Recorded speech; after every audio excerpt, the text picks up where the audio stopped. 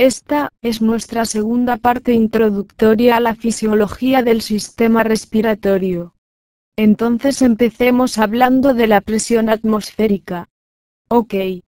Entendemos que los átomos y las moléculas de los gases en la atmósfera, como el resto de la materia, están sujetos a la atracción gravitacional de la Tierra.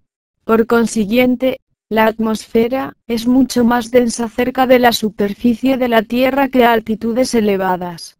Y es que, la densidad del aire disminuye muy rápido al aumentar la distancia a la Tierra.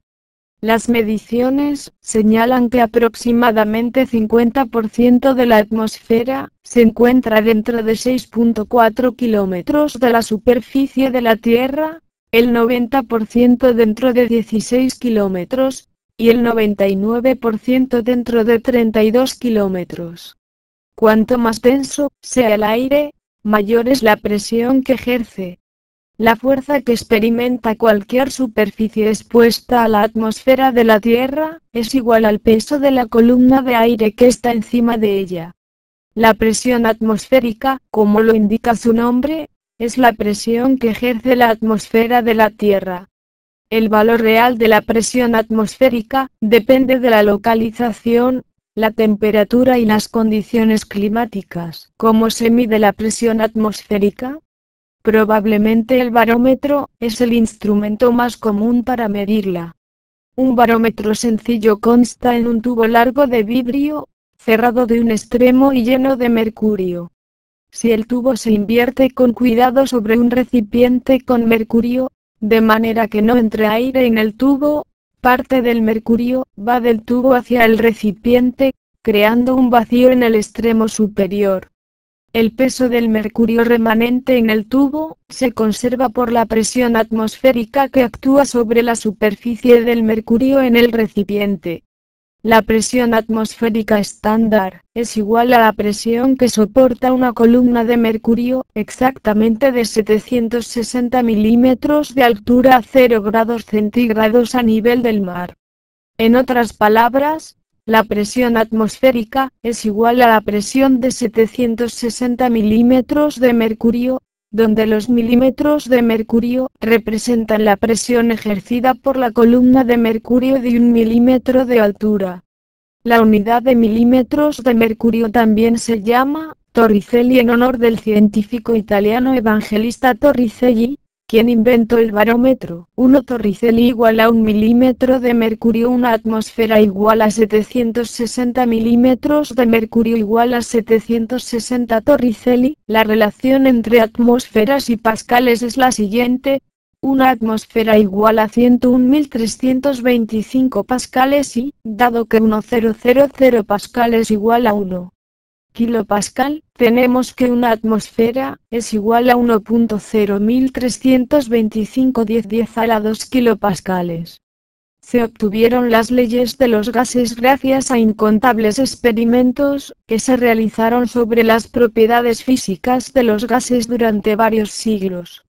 Cada una de las generalizaciones en cuanto al comportamiento macroscópico de las sustancias gaseosas representa una etapa importante en la historia de la ciencia. En conjunto, tales generalizaciones han tenido un papel muy destacado en el desarrollo de muchas ideas de la química. Abordemos pues la primera ley o ley de Boyle. Robert Boyle estudió sistemática y cuantitativamente el comportamiento de los gases.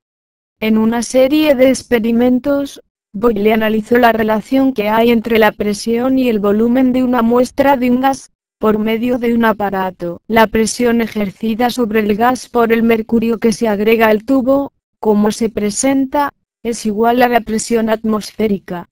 Se aprecia que un aumento en la presión, debido a la adición mayor de mercurio, conduce a una disminución del volumen del gas y a un desnivel en la columna de mercurio.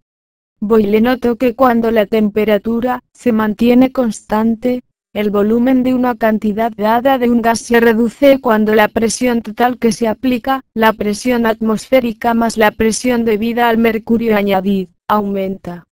La ecuación de la ley de Boyle, establece que la presión de una cantidad fija de un gas mantenido a temperatura constante es inversamente proporcional al volumen gas, lo que significa que presión por volumen es igual a K1.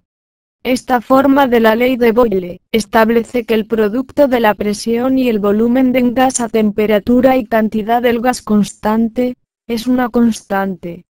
Así, la constante de proporcionalidad K1 de la ecuación es igual a nRT. Aunque los valores individuales de presión y volumen pueden variar mucho para una muestra dada de un gas, siempre que la temperatura permanezca constante y la cantidad de gas no cambie, el producto de presión por volumen será igual a la misma constante. Por consiguiente, para una muestra de un gas bajo dos condiciones distintas a temperatura constante, se tiene que presión 1 por volumen 1 es igual presión 2 por volumen 2. Nos preguntamos qué pasaría si la temperatura no se mantiene constante, y de hecho Charles y Gay-Lussac se preguntaron lo mismo.